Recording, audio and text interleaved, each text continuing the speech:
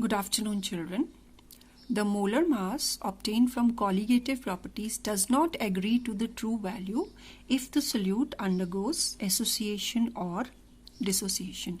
And the molar mass that is computed in this situation does not agree with the true values, so it is called abnormal molar mass. So we will consider both the cases. First, let us consider association of solute particles. In certain solvents, especially the non-polar ones, the solute molecules will undergo association to form bigger molecules. For example, N single molecules of A will associate to form one bigger molecule of AN. Now, the molecules in the solution will become less than the number of molecules of substances added if there is no association, and so the colligative properties will also be lower. Now, since colligative properties are inversely proportional to the molar masses, so the decrease in colligative property results in increase in the molar mass, and the molar mass will be greater than the theoretical value. In contrast, when the solute undergoes dissociation in solvent, the molecules dissociate to give more particles, two or more particles. For example, AB gives two particles, A plus and B negative.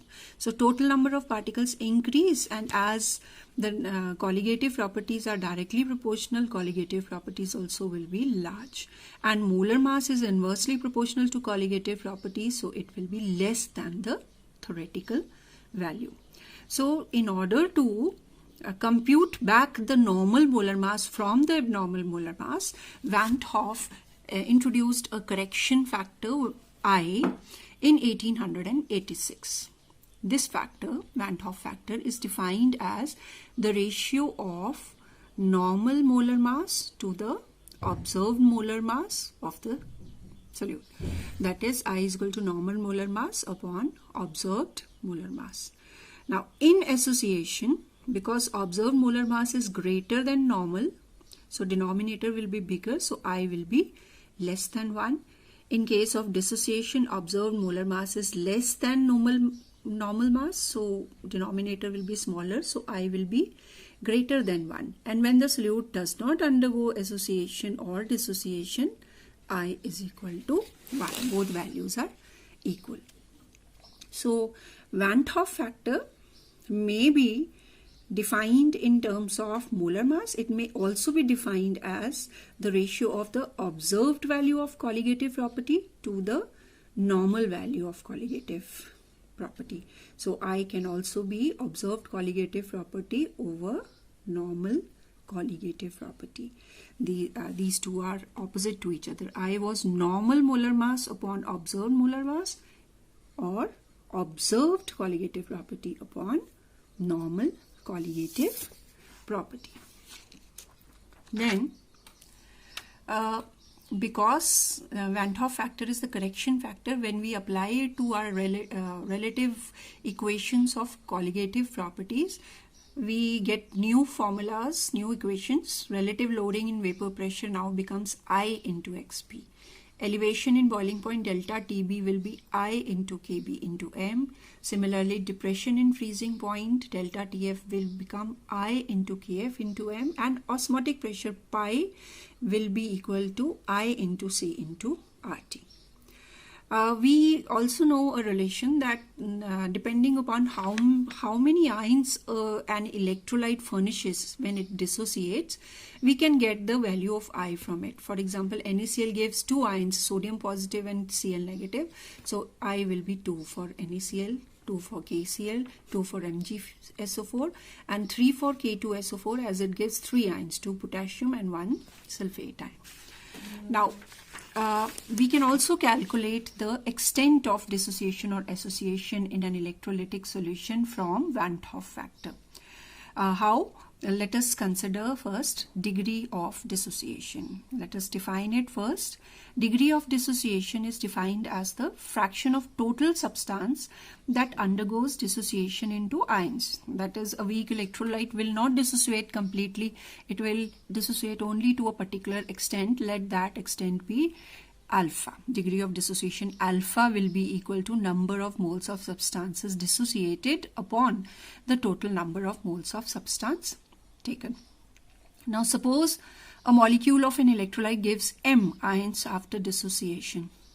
Then if we start with 1 mole of the solute and alpha is the degree of dissociation, then at equilibrium number of moles of solute left undissociated will be, we took 1 of that alpha dissociated, what is left is 1 minus alpha.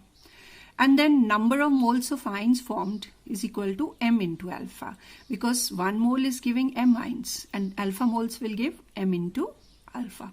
The total number of moles now become the sum of undissociated plus the sum of ions formed, that is 1 minus alpha plus M alpha. And Van 't Hoff factor is observed number of moles over normal number of moles, so it will be observed moles upon 1. So it comes out to be I is equal to 1 minus alpha plus M alpha upon 1. Now taking 1 to this side, we get I minus 1 is equal to, what is left? Minus alpha plus M alpha. So taking out alpha common, alpha is equal to, see, alpha we took out common, M minus 1. Alpha into M minus 1 is equal to I minus 1. Taking M minus 1 to the other side, we get alpha is equal to I minus 1 upon M minus 1. So this is the formula for degree of dissociation, and we can calculate the degree of dissociation alpha if I and M are known to us. I we can find out from the ratio of normal molar mass upon observed molar mass, and M we can calculate from the number of ions that an electrolyte furnishes on dissociation. For example, KCl will give 2 ions. So for KCl, M is equal to 2. So alpha is I minus 1 upon 2 minus 1, which comes out to be 1. So it becomes alpha is equal to I minus 1 for AB type of electrolytes. Similarly, for AB2 types of electrolytes, it furnishes 3 ions. So M is equal to 3. So alpha will be I minus 1 upon 3 minus 1, I minus 1 upon 2. This was degree of dissociation. Let us now calculate degree of association from Van 't Hoff factor. First, the definition. It is defined as the fraction of total number of molecules which combine to form associated molecules. That is, degree of association is equal to number of moles of substance associated upon total number of moles of substance taken. So, suppose we have taken n molecules of solute associate to form associated molecule AN, that is n molecules of A, single molecule A, associate form one bigger molecule AN. Now if n are forming 1, then 1 will form 1 upon n, and alpha will form 1 upon n into alpha, that becomes alpha upon n. So number of associated molecules is equal to alpha upon n, and number of unassociated molecules will be 1 minus alpha. We started with 1 of them alpha associated, so left is 1 minus alpha.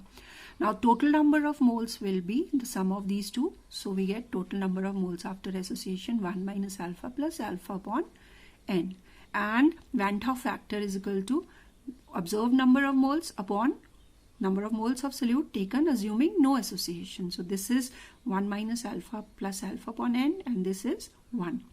So we get this expression I is equal to 1 minus alpha plus alpha upon n upon 1. So taking 1 to this side, we get I minus 1 is equal to alpha upon n minus alpha. Taking alpha common out, we get common factor, we get 1 upon n minus 1. So alpha is equal to, taking 1 upon n minus 1 to other side, alpha is equal to I minus 1 upon 1 upon n minus 1. So knowing I and n, we can again calculate the degree of association. So these formulas for degree of association, degree of dissociation, these formulas are to be remembered and to be used for calculation of numericals.